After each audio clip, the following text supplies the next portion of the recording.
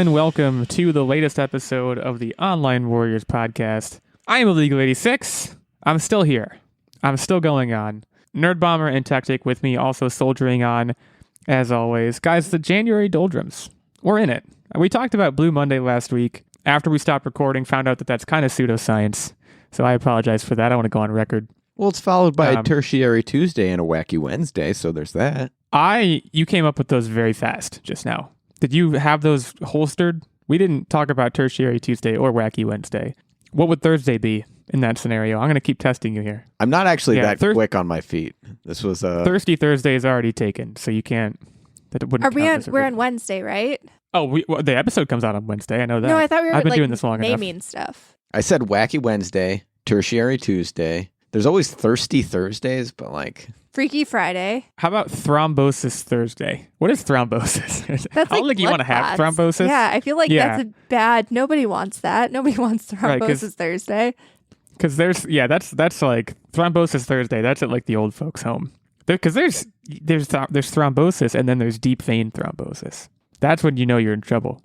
Thrombosis is when it's just a blood clot. Deep vein thrombosis is like in your legs and your deep veins. Fun fact. In terms of medical conditions that are fun to say, thrombosis is like scoliosis. Top 5. Scoliosis is good. Mononucleosis is fun, but it's a little too long and it wears out its welcome. And the words aren't that interesting. It's like they combined a bunch of science words, and that's what they came up with. There's another fun one. It's Henoch-Shallon-Purpura. That's a good one.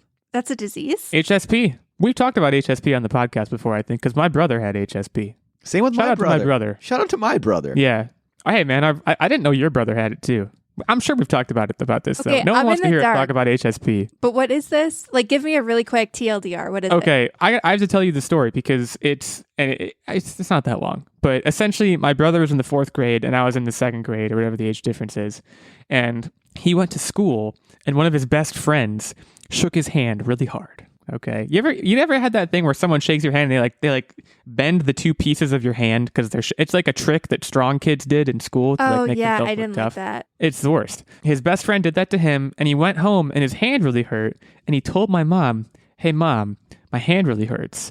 And she looked at it and she was like, "That's really swollen. This is no good." Then I guess after a certain number of events that I don't remember, that night he woke up in the middle of the night and we shared a bedroom, and he was just like swollen city, like swollen everywhere, and not like going to the gym swole, like there's something going down swole. And he was in the hospital for a while, and he like peed blood. I don't remember the details. I was too young, but I remember it was moderately serious. You don't want to get it. But like, what is it? Do we know what it is? I to this day don't quite understand how one gets it. It's a virus or something. All I know is that it started when his hand was swollen. It wasn't because his friend shook his hand too hard, but that was just like, that's the triggering event that I'll never forget because it's a little funny. But I don't know how you get it. I don't even know if it's a virus or a bacteria. I don't know what it is. There's some part, like, because it's called like something purpura. Isn't the P purpura or something like that? Purpura. Like, it sounds like an Italian dish. Henoch-Shallon-Purpura. It is not. It's not an Italian dish you want to try. I will tell you that.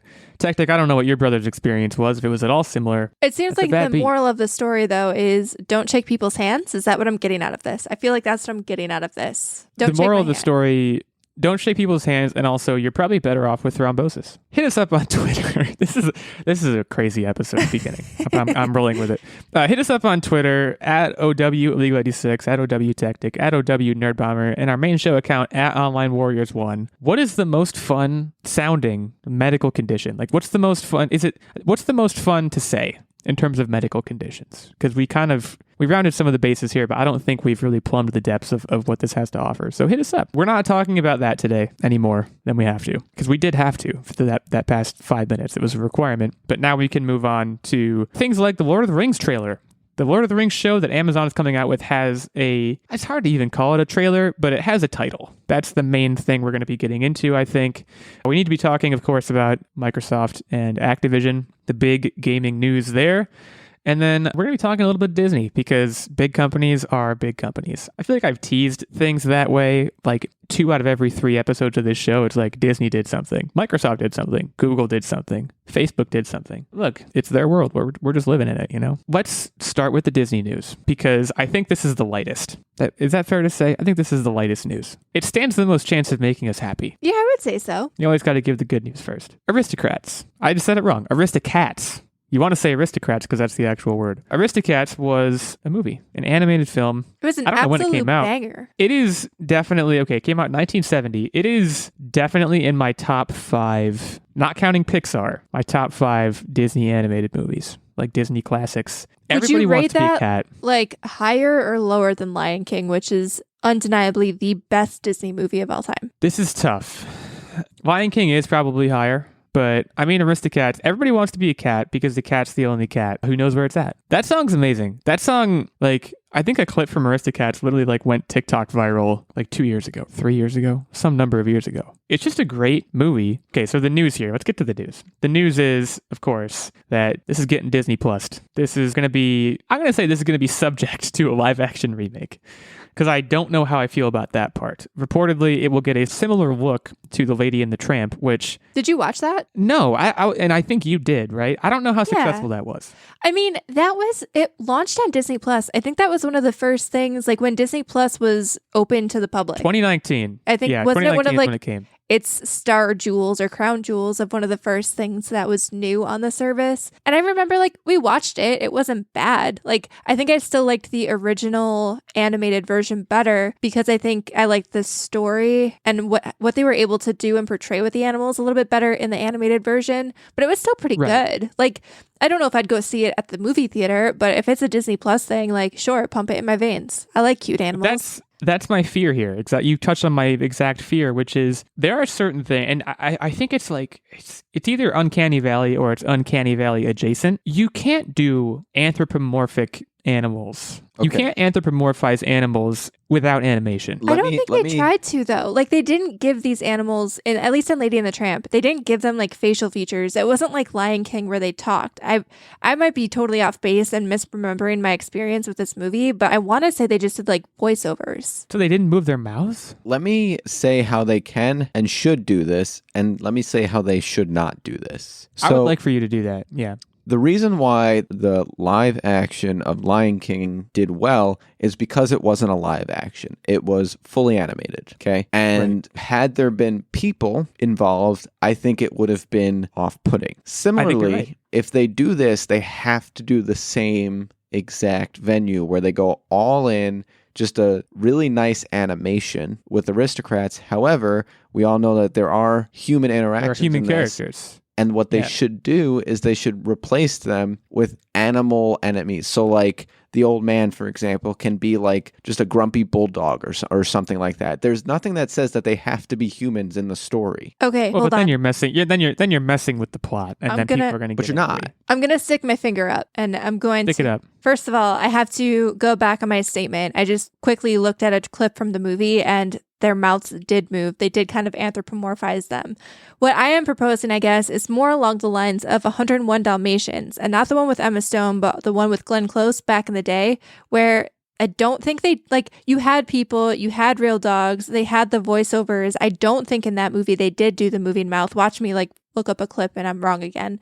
But I remember wasn't that what they did with Homeward Bound? Wasn't Homeward Bound that same sort of thing where they had the animals there and they had the voiceovers, but the animals were just kind of animals. Right, do that. Like Sassy Cat in Homeward Bound, 100% one of the best live action cat. I don't know if there's many live action cat adaptations, but I think Sassy the Cat.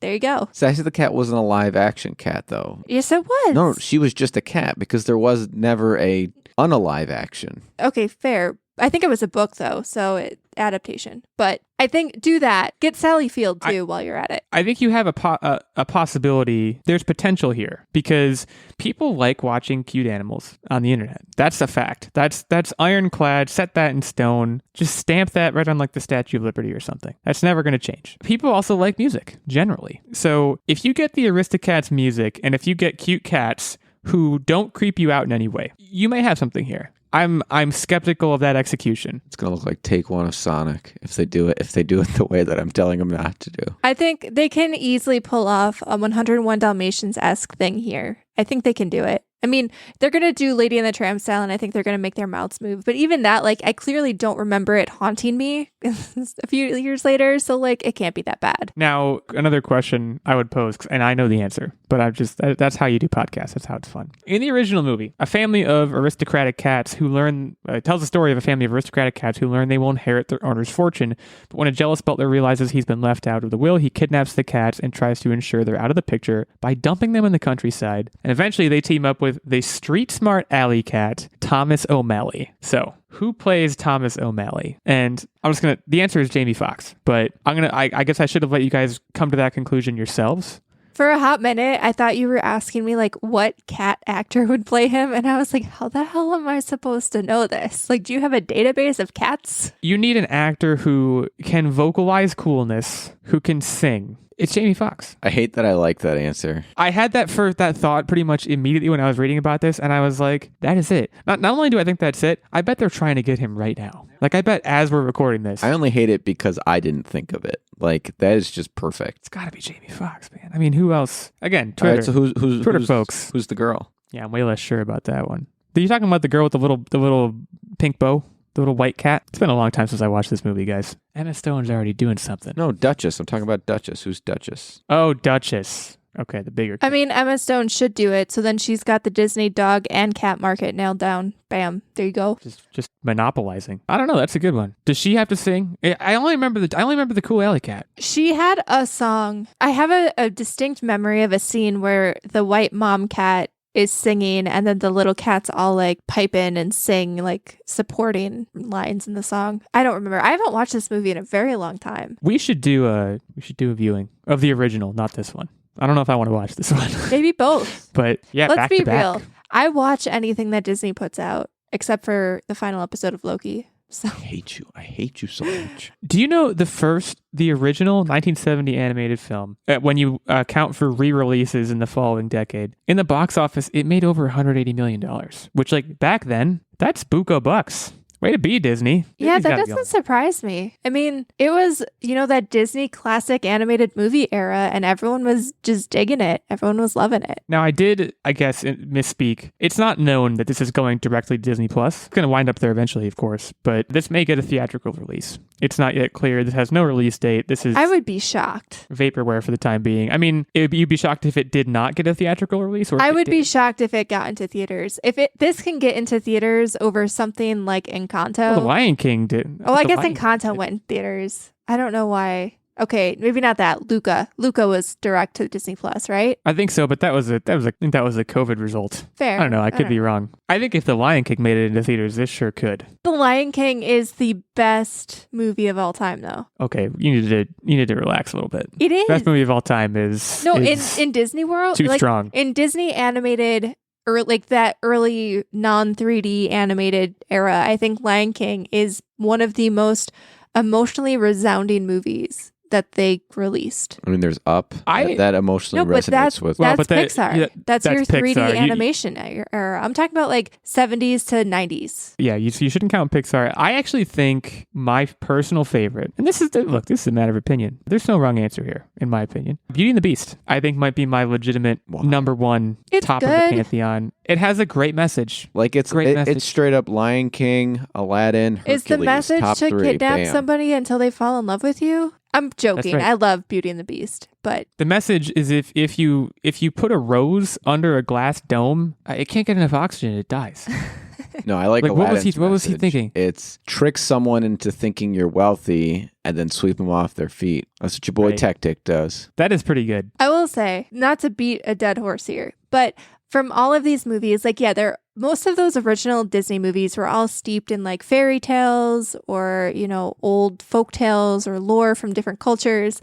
But there is no scene, I would argue, find me a scene that is more depressing and sad than baby Simba running down trying to wake up Mufasa. Can I count Pixar? No, I'm talking about the early animation era where it was all like the 2D. Did you cry? I still cry. Are The you thing kidding is, me? like Pixar, you're not crying because of the animation. You're crying because they want to destroy you when they make those. No, but I movies. think like It is you their have to explicit goal. separate Pixar from that other era of animation simply Why? because they're different storytelling techniques. And I think the technology that Pixar has to make things feel more realistic is just a completely different, like I feel like it's almost incomparable. See, but I go back to Up. They didn't directly say she died. They said he No, was they did. lonely, whereas It was Mufasa subtly like, beautiful. there. They did say that she died, but not in words. It was very. The first 5 minutes of Up, that should be like if I taught a screenwriting class, which I never would, but if I did, that would be day one, baby. I'd be like, this is how you write the first 10 pages of a script, just like this. Aristocats, not that sad from what I remember. Unknown release date, unknown timetable for this, but if you're a fan of the original, you probably have something to be excited about, if not also wary of.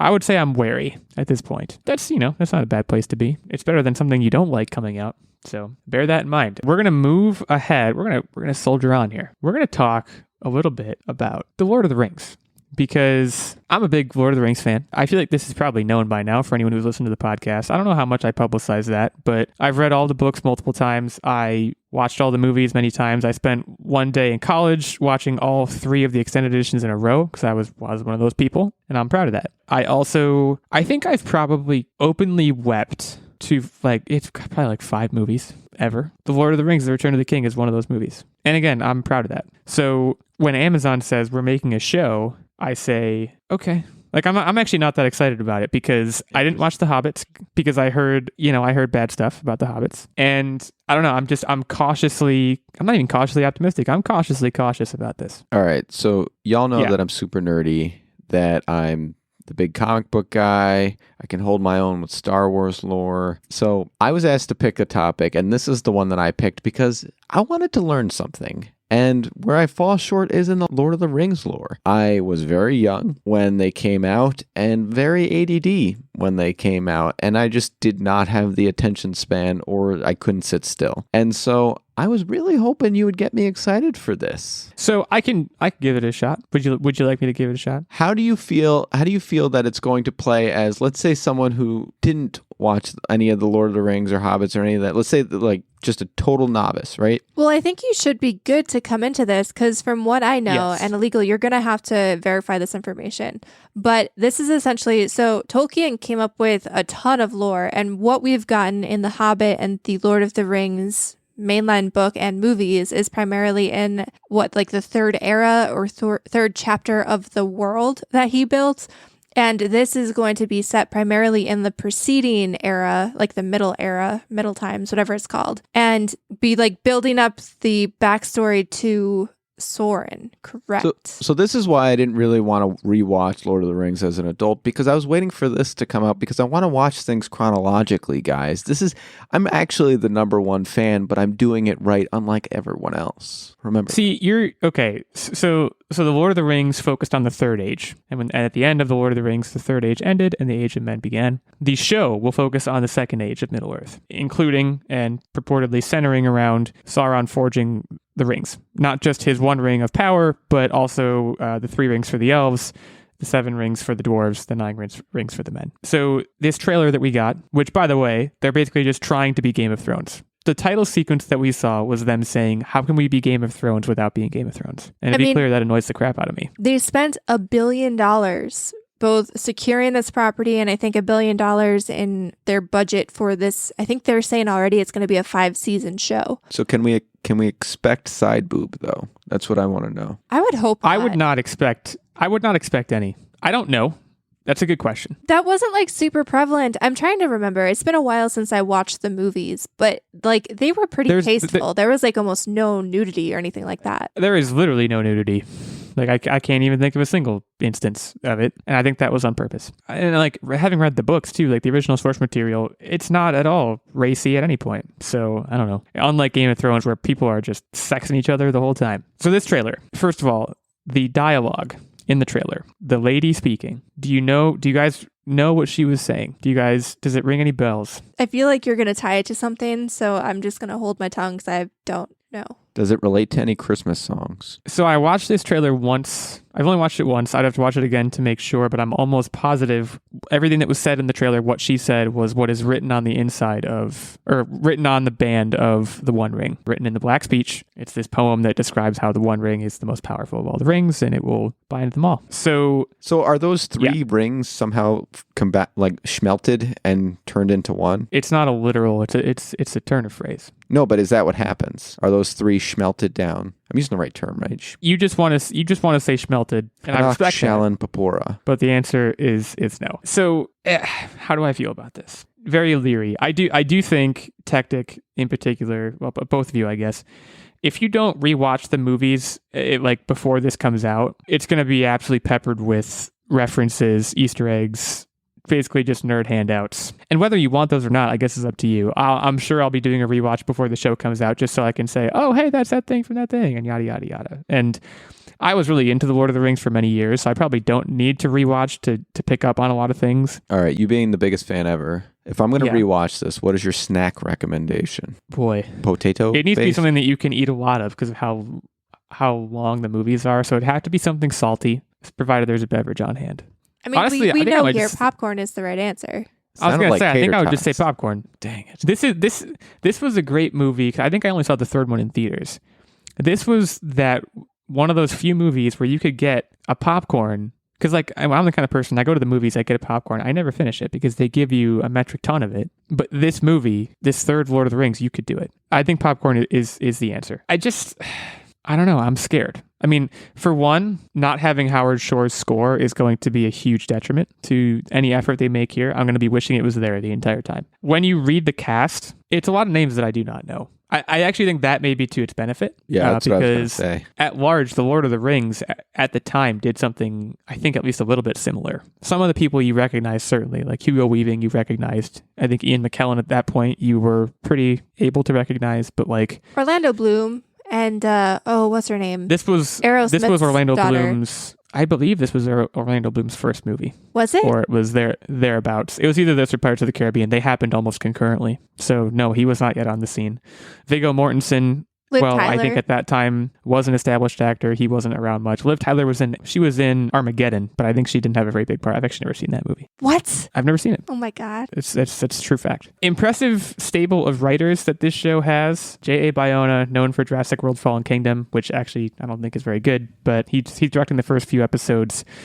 Jennifer Hudson from Breaking Bad, Jason Cahill from The Sopranos, Justin Doble from Stranger Things. It's a pretty impressive writer's room right there. I'm scared. And I think the title sequence made me more scared because, well, it is visually impressive. Actually, I read a lot of that is not CGI, the title sequence. When you watch that, they're really doing that, which is pretty impressive. But they're just trying to be Game of Thrones, and that bothers me. I don't want them to try and be Game of Thrones. I want them to be Lord of the Rings. Because, I mean, honestly, Lord of the Rings is the OG Game of Thrones. In terms of big fantasy properties, In terms of big fantasy properties, yes, but they're pretty radically different. So if they try to treat them the same, they're going to have a bad time. Again, Game of Thrones is about sex and death, politics. Lord of the Rings just ain't about that. And they might try and make the Second Age more about that. Is there a lot of source material? I don't know if you were a big Lord of the Rings. There's a decent amount. Were you a Tolkien reader? Can you answer if the source material is any good? I didn't read the Silmarillion, which I think deals a lot in the Second Age and the First Age, and even other things. I pretty much just read and reread the Lord of the Rings. Now I will say the Lord of the Rings itself, while taking place in the Third Age, the thing that's interesting about reading the Lord of the Rings is that you will read it and you'll be reading Frodo was walking through the woods, and then it's and then he thought of a song and started singing this song about an elf king and an elf queen that lived in the first age of Middle Earth, and they had a terrifyingly beautiful romance, and he'll sing a song that lasts 4 pages. So there's Tolkien was ostensibly writing a story about a hobbit taking a ring to Mount Doom and destroying it, but in between he would it's almost like he would get bored with that and be I'm going to tell a little story within the story that someone might pick up later on and develop into a series. So it's just I think there's a lot of source material to draw from. It's a little bit patchwork. So I'm not sure what they're going to do with it, but there's no doubt that they have a lot to work with. I mean, I had an atlas of Middle Earth. I had a dictionary of like a bunch of different Middle-earth languages and how to write and speak them. I think you're honestly getting me more excited for a rewatch of Lord of the Rings than actually watching this series. The depth of the world is almost limitless.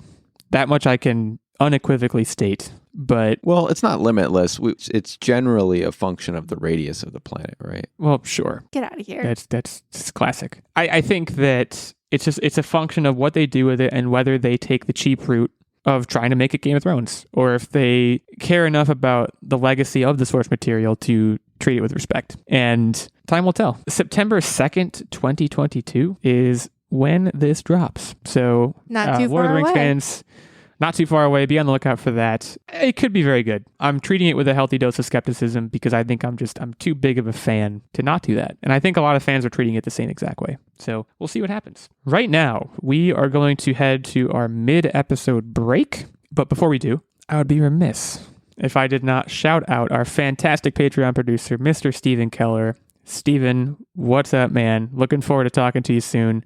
Steven's going to be coming back on the show pretty soon here to chat with us about, well, honestly, whatever he wants, to large part. That's one of the benefits he gets as a producer on the show. He also, of course, gets this shout out. He gets access to the monthly secret segment and the vlog. We're going to be laying down our monthly secret segment today, and it's a spoiler cast about Spider-Man No Way Home. So if you watch that movie and you want to hear about our thoughts in unadulterated, spoiler-free, well, not spoiler-free, spoiler-heavy discourse, you can hit us up on Patreon. So Steven gets all of those things as a result of his night level subscribership on our Patreon. But if you're not quite ready to sit at our rectangular table, you can hit us up on the Squire level, which gets you access to the monthly secret segment and vlog. And there's also a page level, which gets you access to the monthly secret segment. The pages are the backbone of our Patreon community. There's no shame in being one. So if you want any of the details on any of those levels of support, you can head over to patreon.com/onlinewarriorspodcast. Grab some info there. Say hi to Steven while you're there. Say hi to him. Thanks again to Steven for supporting us and continuing to support us. And we'll take a break now to shout out a sponsor, and we'll be back to talk about Microsoft and Activision. If you have a business, you need a website. What's the best way to get a website up and running? Choose a website hosting company that makes it simple, like Pair Networks. Pair has over 20 years of experience managing the entire digital ecosystem for thousands of online businesses all around the world. Pair makes it easy for you with do-it-yourself website building tools and features including simple drag-and-drop page design. And they have guaranteed US-based support technicians ready to help you whenever you need it. 24 hours a day, 365 days a year. Right now, when you sign up with Pair Networks, you'll receive 1 free month of web hosting. See for yourself how easy it is to build your own website for free. Visit pair.com/free to get your first month of website hosting for free by using the code QUICKSTART. That's pair.com/free, promo code QUICKSTART to get started today. Okay, welcome back. Well, this is the big one, guys. This is the big news. I would say the big news of the week. Microsoft has, is it fair to say, acquired Activision, right? That's what happened. They bought them because they're Microsoft. I want to start off by saying this is very interesting. So the official release on Microsoft's website, purportedly written by Phil Spencer, which I guess he was doing that. That's crazy. Welcoming the incredible teams and legendary franchises of Activision Blizzard to Microsoft Gaming. Creators of Call of Duty, Warcraft, Candy Crush. Okay, so they put Candy Crush third. I think Candy Crush is a big moneymaker. After which are Tony Hawk, Diablo, Overwatch, Spyro, Hearthstone, Guitar Hero, Crash Bandicoot, StarCraft, and more. I think that's right away interesting, and I think it also potentially shows where their priorities are, which are mobile gaming, and everyone hates to hear that. But there's no doubt Candy Crush is a cultural touchstone. It's a big deal. I was pretty deep into Candy Crush for a while, but I think that posturing is pretty fascinating. I mean, I don't know if it's necessarily saying that like mobile is going to be their next focus, but I do agree, like they have been putting emphasis. Like I don't think you'll see them really dive deeper into mobile gaming. I don't think you'll see like more Candy Crush spinoffs, but it's a huge moneymaker. And if you look at what they're doing with like xCloud being able to play on your phone, like I can see it. I can see why they'd want to increase their offering in that space. This is Okay, so this is big. There's a lot of questions here. Also, slipped into this press release, by the way, they officially announced that Game Pass now has more than 25 million subscribers. Which, honestly, that number to me seems low. It seems like it should be a no-brainer for anyone who owns an Xbox. I do not. But yeah, Activision Blizzard, now the big question, of course, is are they going to claim any of these as exclusives? It seems like the answer is no, if only because I think that would lose them money. See, this is one of the interesting things. Like, this is kind of what they It's very said when they acquired Bethesda. I'm pretty sure they said that they would do their best to keep beloved franchises on all platforms that they currently exist on. But then you look at, they made Starfield an exclusive. They made, what is that new vampire game that Arcane is working on, whose name is escaping me? That's going to be exclusive. I can't remember it. I think they've already said the next Elder Scrolls is very likely to be exclusive. You have to understand that those kind of things being said are lip service to not sway their shareholders. But what's interesting to note is that Call of Duty is one of the top grossing games consistently over and over and over and over again.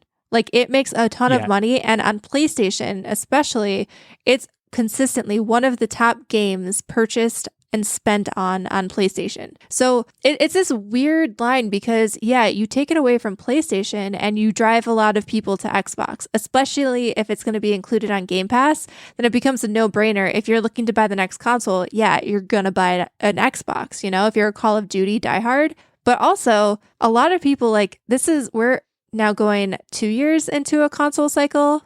And if you take Call of Duty off of PlayStation, there are a lot of people who can't afford two consoles. They won't switch. Right. And you lose all of that revenue. So what do you do there? The timing is fascinating because I totally agree with your kind of back of the envelope analysis. Like, I don't see them doing it with Call of Duty because I have to imagine they would take a hit. Call of Duty would take a hit. Like, I think you probably do something similar to what they are doing with Bethesda and pick maybe one or two of the blue chip franchises and make them exclusives. But then any of the new content that they're currently working on or that they're going to put out that people don't even know about yet, or maybe do know about, but there's little detail known, like Starfield, like make that an exclusive and then you're cooking. I don't know, like, and even something like Guitar Hero, which right now does not have a huge player base, bring that back and maybe bring it back to its former glory and make that an exclusive. That would make sense to me. But I don't see Call of Duty being one of those.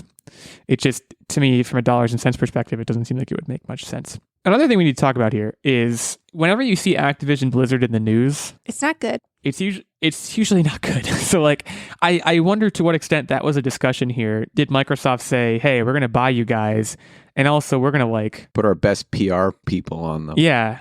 Well, I know, like, Phil Spencer has openly kind of, and I think a lot of people at Microsoft have kind of spoken out about how, you know, especially Bobby Kotick, who is the CEO of Activision, and has kind of enabled a lot of nasty things, allegedly, to go down at Activision. I think they've, even up until, like, last month, I feel like I remember seeing one of them tweet or make a comment about how, like, that has no place in the game industry. So I have to wonder either two things. Did they make this decision? I mean, obviously it's a very sound decision. You get Call of Duty, you get a frick ton of money. But, like, A, was the price of Activision lowered by all of this scandal so much that it became a no-brainer?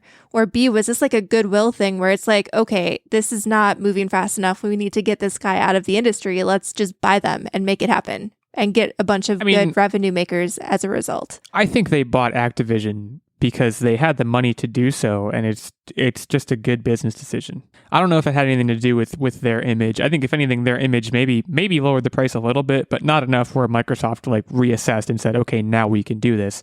I do think it presents an opportunity to both Activision and Microsoft to kind of get that black mark off of the record collectively of the gaming industry, because they're one of those companies that you hear so many bad things about in terms of workplace culture, hiring practices, all those things. And to a large extent, I'm not sure that doesn't like bleed into other studios, other huge developers. You know, like people hear a bad thing about Activision Blizzard or Rockstar has had similar things go on, and they might not want to work at Arcane or at BioWare. Like, it's just, I think it puts a pall on the industry as a whole, where people might make generalizations about, like, maybe you have like a bright coder who doesn't want to work in gaming because you hear bad things. Yeah. I definitely feel that way. And yeah, on paper, this, and I feel like we say this about all these like big mergers. We probably said this about Microsoft Bethesda. It seems like a win-win. I'm sure it is a win-win, or they wouldn't do it, right? As big as Microsoft is, I'm not super sure they can strong-arm a company like Activision Blizzard so much that Activision would do something that was not in its best interest. You know, I'm sure Activision also thinks we're winning as a result of this, if only because we get direct access to Microsoft's infrastructure and whatever. So I have 2 questions for you guys. The first one, go on. is what franchise, like an old dead Activision franchise? We talked about, you know, the Crash Bandicoot, Toys for Bob, basically, who worked on Crash Bandicoot and the Spyro remakes. They basically in the last year, I think, got pulled to work on Call of Duty. And I mean, there's a ton of properties that Activision has, and they just haven't utilized, stuff like Prototype and all that kind of stuff. What is the thing that you would want to see Microsoft resurrect? This is a little on the spot. This is going to sound weird, but we've mentioned it a couple times. I'd like to see Guitar Hero get a total facelift. You didn't like the weird like TV channel thing that they had going on in the last awful installment? Guitar Hero is a great answer because, and I mentioned it when I was talking before, that was an absolute phenomenon. Like when that came out, it changed the landscape of the entire industry.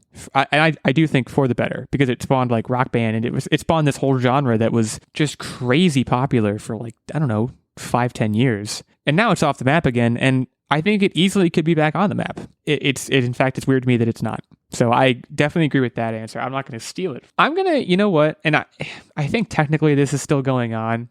Honestly, keep making Tony Hawk games. I would love that. They probably still are planning to do that. Like, that's not much of a resurrection because the resurrection itself already happened. But I do think that when Tony Hawk came out, that was a success, I think. I mean, I played the crap out of that remaster. It was a great remaster.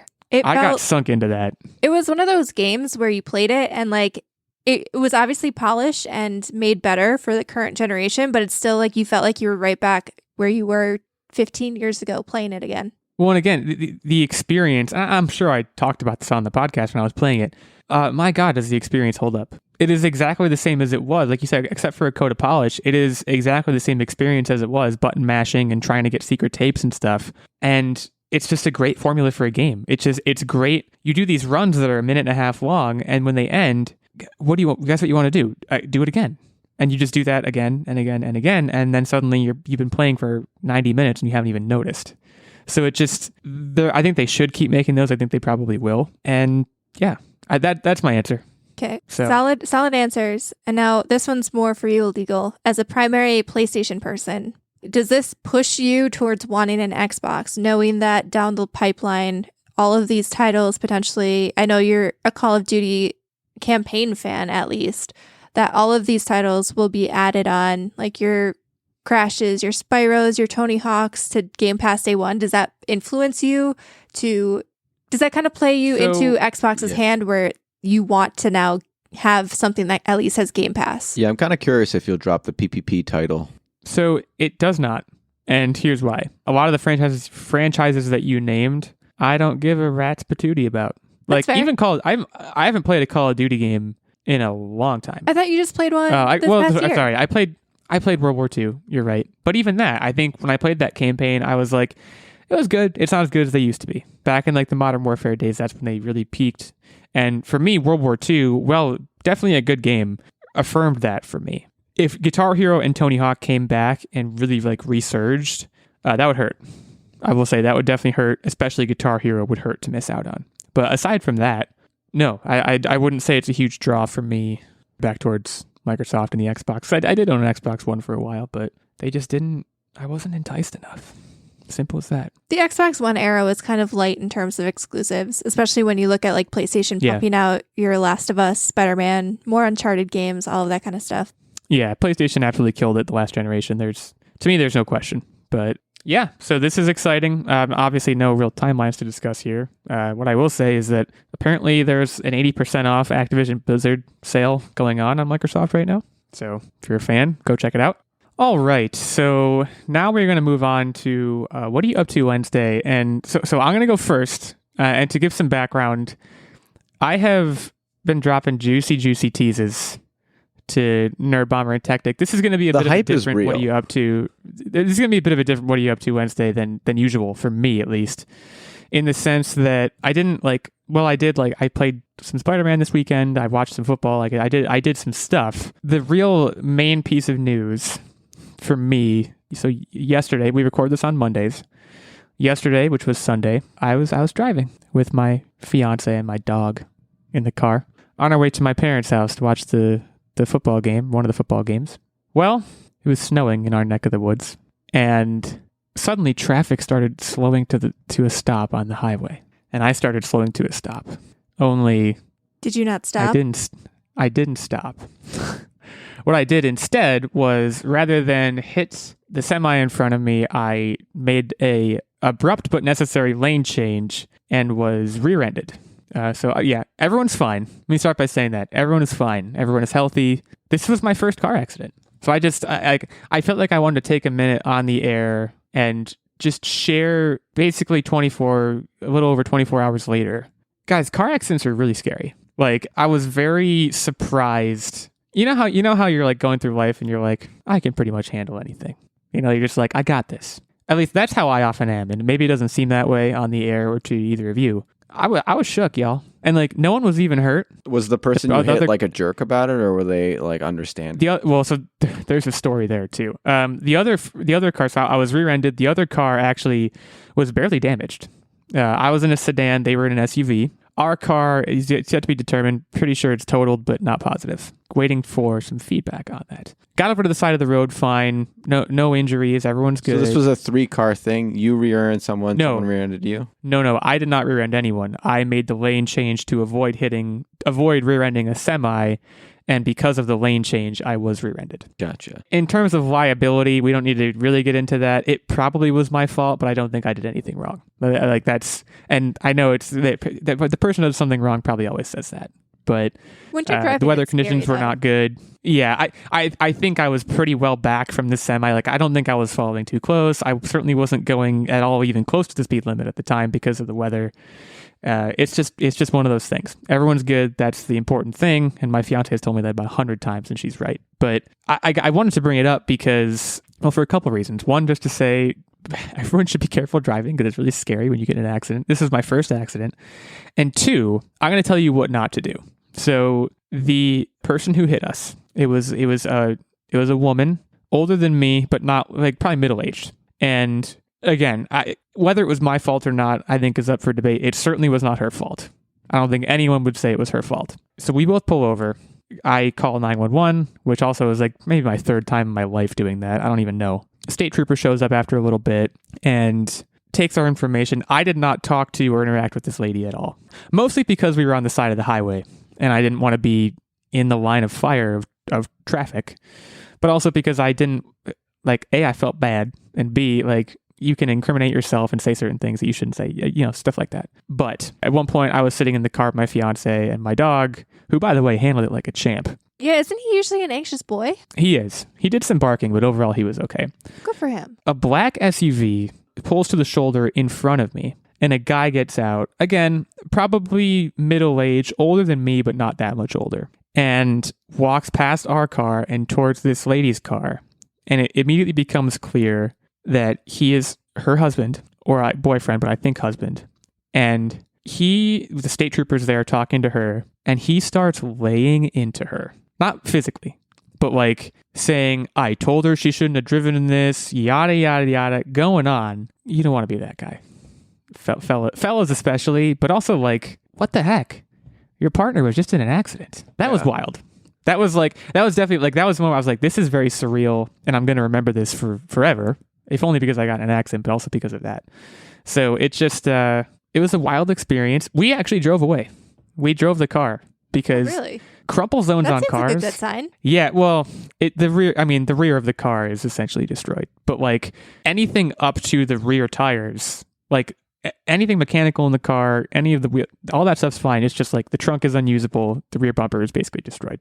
So again, we're that's not the important thing. We're getting the estimates, everything we need to do. We're figuring that all out. But we were actually able to drive it to a collision place, which is good because we didn't have to pay for a tow. But the moral of the story again is especially if you're in a wintry location, just be really careful when you're driving, because Yeah, I've only gotten into getting in two car accidents is not quote fun. unquote accidents, and it was really, I got rear-ended. Both times I had like an SUV or a truck, and basically my tow hitch did all of the damage and everything was unscathed. And I just looked at them, Right. their vehicle, looked at my vehicle, and went, "Get out of here, you little scamp." And that was it. Right. And the SUV that hit us, it wasn't even that big of a. It was like it's probably like a Ford Escape. Like it's not like a giant. It's not like an Escalade or something, but it's still like our car definitely took the brunt of the damage. I would say, and like that's how it should have been. Well, I because think- again, I was the one who pulled into a lane. But it's I'm an engineer who should know this, but I believe cars are more so designed for the back end to crumple in, and then the front is given a little bit more rigidity. I mean, cars are designed to kind of crumple to right. to protect the interior and the You don't passengers. want your engine in your lap. Right, but I think they design it such that in that kind of scenario, the back is going to crumple more so than the front. At that moment of impact, like it's crazy. I don't think lizard brain is the right word, but like your innate like fight or flight just immediately kicks in, and like it's just if you know what I'm talking about, you know. You you've did experienced it before. the safety boob grab. I did not do. No, that's not what I was talking about at all.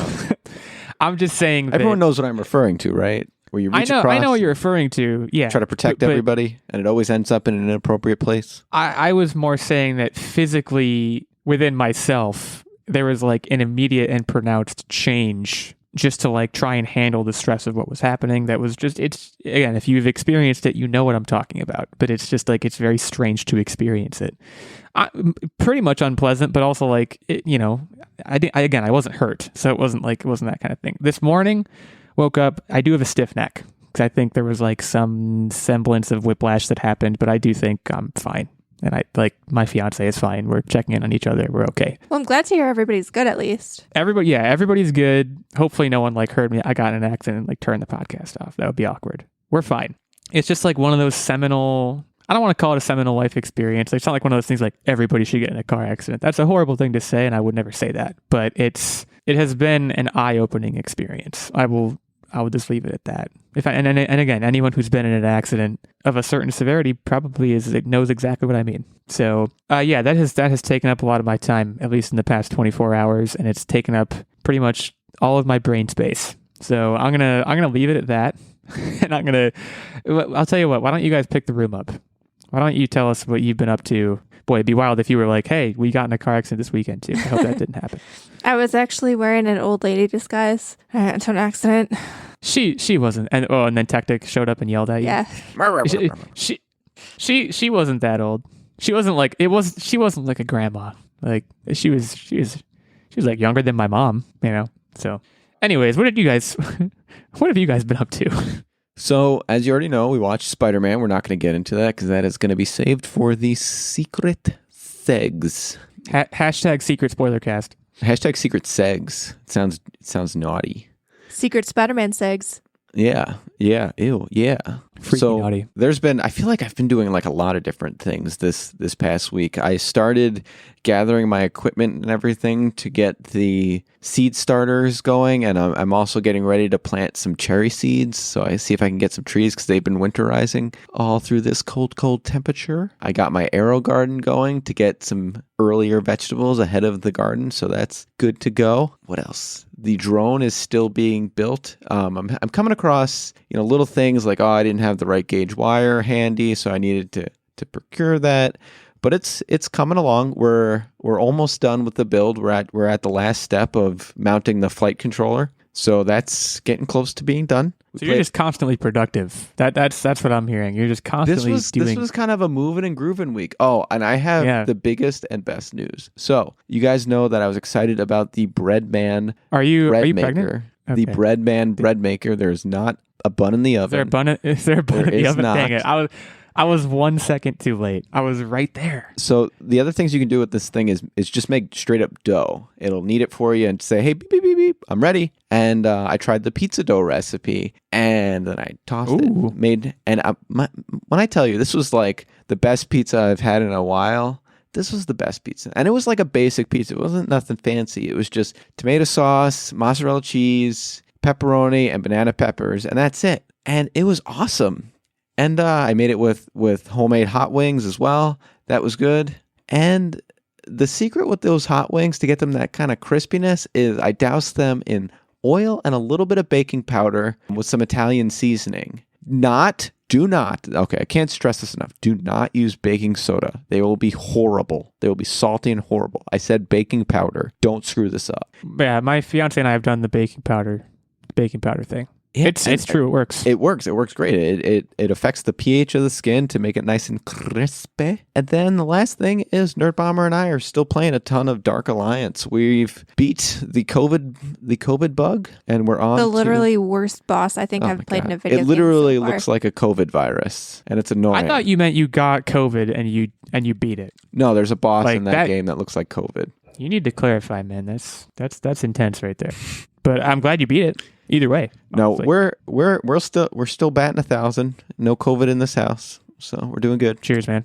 Same here. Look at us go. Look at us. But yeah, that's my slew of stuff. Well, Nerdbomber, round us out here. I watched a slew of stuff. So first things first, How I Met Your Father. Only 2 episodes so far released on Hulu. We started it. I think they're still trying to find the cast chemistry a little bit, and I feel like the pilot episode in every sitcom is always a little rough, but I can see it. I can see the vision. I can see where it could go.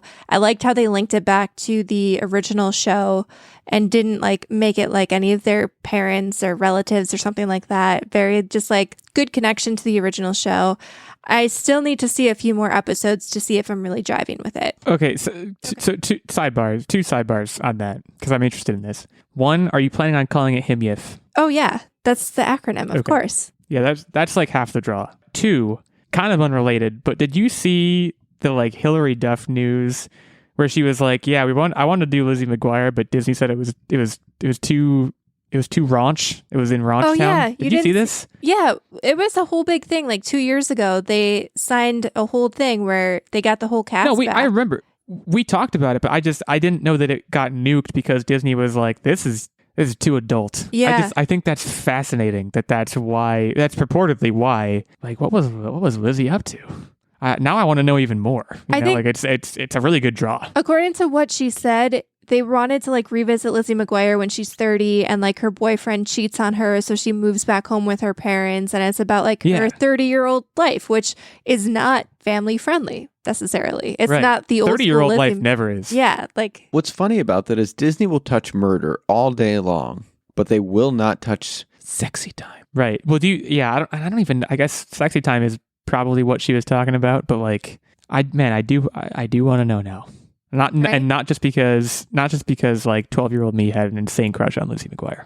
Because 30-year-old she got better with age. Crush. I don't know that she has gotten better with age. I mean, she's still, I'd hold her hand. There's no doubt. But I don't know. You'd have to ask 12-year-old Illeagle that. What else have you been up to? Okay, so then we also binged 2 seasons of 2 different shows. The first one, Cobra Kai. The new season came out. We finally got around to watching that. Techtic, I don't know how you felt. So I think it was still very good and very entertaining. I don't think I liked it as much as the first few seasons. And I think they did a really good job in this season, making the entire LaRusso family, except for the mom, extremely unlikable. Did not like any of them by the end of the season. Yeah. This isn't a spoiler, but there's one scene that really resonated with me. So there's a character that returns. You've seen it in the trailers. It's Silver. Kreese is trying to get him back to join his clan, and he's like, dude, it was the 80s. I was coked out picking on a teenager. That's not a thing anymore. And I really, really appreciated it because looking back, that whole genre was you had to have been coked out to be those bad guys in those films. And it was just fantastic. It was best line in the whole thing. Yeah, I think there was a lot of self-awareness in this season, but also I felt like there were some reused storylines, and I think that something that I don't want to give any spoilers because it is still fairly fresh, but there were a few storylines that I think they abandoned too quickly just to rehash old rivalries and storylines, and I wasn't necessarily a super big fan, but the show is super campy and super cheesy, and you know what you're getting, and it's just stupid fun, and I really like it. So This season wasn't the top of the seasons, but I still enjoyed myself. And then finally, By the way, I still want to see Hilary Swank join Cobra Kai. she will never. Then my last but not least is Hawkeye. We finally watched it. We binged it. Oh, This did was you watch my- the whole thing? The whole thing in like 3 days. It was that good. Oh, I was wow. hooked. It was my favorite of all of the MCU shows, hands down, point blank. Wow. They That's made. well, okay. You haven't finished Loki yet. So I'm just going to never. throw that out there. I don't like Loki as a character. I think his whole shtick of he, you like me because I'm quirky, but I'm really gonna stab you in the back. I'm over it. I don't know why we invest so much in his character. Whatever. That was an absolutely haunting Loki impression just now. What I really liked about Hawkeye, first of all, I think it gave Clint Barton a really good send-off. He's never gotten a lot of individual attention, and I think they did a really good job of making him a super likable character in this, which in a way is kind of sad because he's pretty much done after this, but I think it was a really good thing for the Hawkeye character as we knew him to get this kind of little closure and a personalized touch that he never got in the past. Secondly, I think it set up Yelena and Kate Bishop to be probably one of my favorite set of characters moving forward into the new MCU. Their back and forth was awesome. Their chemistry was great. I think that Haley Steinfeld as Kate Bishop, I think she perfectly mirrored the personality of Kate Bishop in the comics. I think she's going to be an extremely likable replacement for Hawkeye. I think she's going to make a great leader alongside Yelena as part of the Young Avengers moving forward. And she is a golden retriever. So like, come on, what more do you want? What's not to like? So like, to me, it did have a lot of kind of like Die Hard-ish type vibes that I was hoping for. And it was super fun. I think it was one of the more heartfelt shows that we've gotten. And I actually cared about these characters, and they made me care about new characters like Kate Bishop. So this was by far, hands down, my favorite. I don't know how you guys felt, but that's my thoughts. What's interesting too is it's literally paving the way for an entire female Avengers. I mean, Hawkeye is going to be Kate Bishop now. We know that Ironheart's going to be coming, and obviously female. We have Chadwick Boseman is now being replaced with his sister in the show, Letitia Wright. And then we have America Chavez, which will be basically the Captain America. We've already seen a blip of her in some trailers. I believe it was in the Doctor Strange movie. So we're literally on our way into an entire female Avengers. And I got to say, representation matters. When you had, Black Widow and Captain Marvel, this is huge. So I have not seen Hawkeye yet. Disney Plus, I've been off that train for a little bit. Actually, my fiance is currently watching Encanto as we speak. But You're missing haven't watched that either. Yeah. Goodness. I had a podcast to record.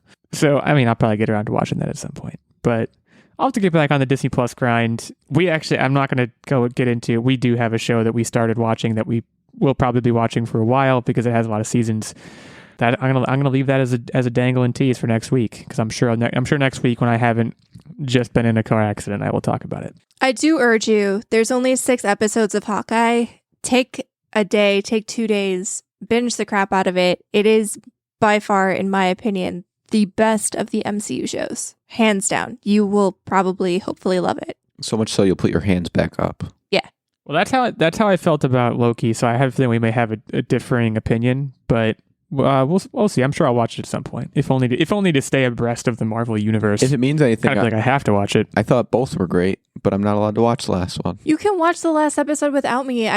Loki as watch a it, character annoys me, and I don't give a crap about him. If you don't watch the last episode, this is the one sell I'll give you for the last episode of Loki. If you don't watch the last episode of Loki, and I'm sure you've heard this, you're going to be dang confused for a while in the next I feel phase. like no. They set up, I don't want to tell you what happens, but they set up like a major piece of the next, like, Well, that whole phase. show was about timelines, so timelines. Nope. I don't want to tell you, but like all I'll say is a major character is introduced who is going to be a big deal. I'm surprised you haven't heard this. I know already, who honestly. it is, but I don't know what the context Techtic, of it is. Techtic, I'm sure you know. Yeah. That's my one sell. Is it would be to watch that. But I'm also sure like if you don't, you'll figure it out pretty quick whenever he pops up somewhere else. So it's quiz time. And I'm the host today. A lot easier of a topic this week than Marzipan to make a quiz about. So I thank you, Patreon producers, for this one, which is about the great one, Wayne Gretzky. Happy birthday, You Wayne. guys know. I don't think I need to tell you who Wayne Gretzky is. That's if you don't know, I don't know. Just Google it.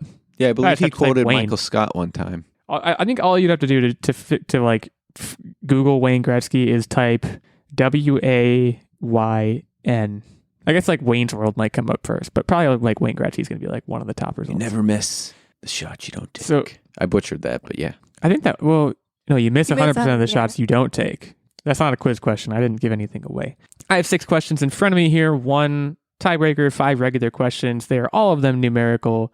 Look, you know what the deal is here. Okay, let's get this on the road. This one's pretty simple, and you guys might both, like, you guys are hockey fans much more than I am. What was Wayne Gretzky's number? Oh. And I'll start with Nerdbomber. I used to know this, and I don't anymore. Wasn't it something stupid like 99? I thought it was 25. So, okay, assuming those are your final answers. Yeah. Yeah. So Nerdbomber that was a ballsy move. Nerdbomber, you topped out. That's literally the highest it could be. But it was right. Assuming his jersey had 2 numbers on it. It is correct. 99 is the correct answer. So did you know that? Just to be honest, did you know that already? I bet you did. I think I did. You did. You're not saying like, anything. I think when I closed my eyes, I knew, like, I could see it. If that sounds weird. Sounds a little weird, but not that. It was one of those things where, like, when I thought about it, I didn't know, but then I like envisioned his jersey and like clips of him playing. Because I mean, we've all seen highlights of Wayne Gretzky, and the number 99 just stood out. So I went for it. Well, you're on the board. I'm sure Techtic is feeling very ripped off right now. So let's get into some deeper cuts. How about that? How many NHL records does Wayne Gretzky hold? Naturally, he holds the most of any player, but I want to know how many records he holds. He has on the books. And Techtic, you are first here. I'm going to say it's 17. And Nerdbomber. Thinking. She's closing her eyes. There's a lot of records, but I feel like it's only offensive records. And some of them have been broken recently by like the Ovechkins and Crosbys of the world. I'm going to say 5. I might be underselling him. How about 60? How does that okay. feel? Some notable ones he holds or shares, because it is counting ones he shares. Most goals all time and most goals in a season. Most points all time and most points in a season. Most assists all time and most in one season. Most 50-plus goal seasons. Most hat tricks in a season. Most career playoff goals and assists. Most career playoff game-winning goals. So those are just a few, and there are obviously many more. Guys, he's pretty good at hockey. He probably still is. Okay, so Tactic on the board. It's a tie game. It's a dead heat. We all start somewhere. Okay. And in the case of Wayne Gretzky, it was Pee Wee hockey, of course. How many goals did Wayne Gretzky score in his final season of Pee Wee hockey? This is me. I'm up first. That's correct. I'm trying to think of when Pee Wee caps out, like what is considered Pee Wee, and I think Pee Wee is like up to like 16. So I feel like he probably was scoring at like a clip of maybe 2 goals a game against those peons that he was probably playing with. It's got to be something absurd. I'm going to say 35. I don't know how long the seasons are for kids. I think this is a head fake. I think it's going to be one of those. He was a late bloomer. So I'm going to go 1. If anything, he was an early bloomer. 378. Are you kidding me? Wow, his onions were bloomed. That is a point for Nerdbomber, believe it or not. I hope both of you are learning that if you have a number in mind, it should add probably a be 0 higher. on the end. Yeah. With that in mind, we'll move on to our next question. How many MVPs has he won? And in the world of the NHL, I'm trying to look up what the award is called, because there's a specific name for it, as there is with any sport. And of course, Hart trophies. How many Hart trophies has he won? And we're back to Techtic first, I believe. I'm going to say an even 50. So they only give out 1 Hart Trophy a season. So unless he played 50 years in the NHL, which I think he's still in his 50s, that's an absolute bust. I was going to say 5, but you guys told me to add a 0. I'm gonna say 1 just to be safe here, but I'm assuming it's not 50. I'll tell you what, Nerdbomber big brained you. He won 9, and he won 8 in a row in the 1980s. I don't know what to say. These are all the same. Wayne Gretzky was really good at hockey, guys. That's the takeaway here. So Nerdbomber, that means you won already. But we'll do the last question for fun because the last question is maybe the most interesting. I'm going to give you the question and then I'm going to give you a hint. How many career points does Wayne Gretzky have? And to give you the hint, if you took away all of his goals, he would still be the NHL's all-time leading scorer. 1,000. So to give you some context, points in this case is not just goals, it's also assists. Right. I assume you know that because you're hockey fans.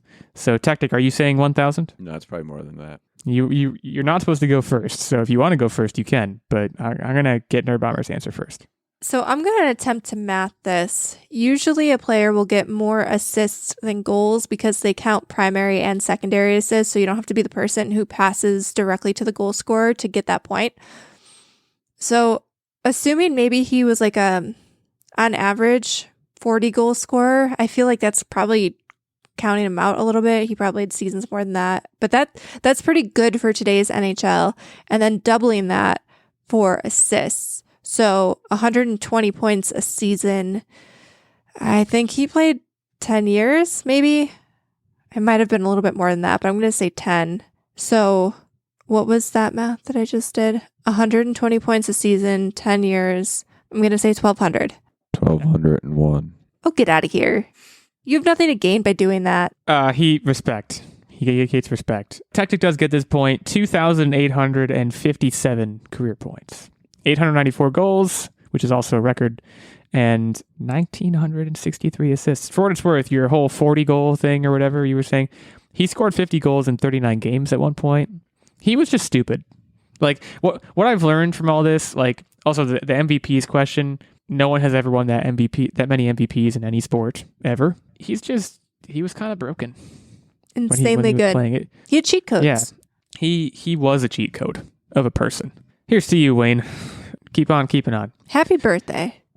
Happy birthday. Right. I don't know how old you are, but many happy returns. That's the question that I thought I would have known because I'm pretty positive he's 60 years old. I stuck to the hockey stuff. That was the idea there. I'm a but people guy, though. In any case, shout out to Wayne. Get a nod Gretzky. from my co-host. He was 60. Okay. He's 60. The research He's department has very much alive and well.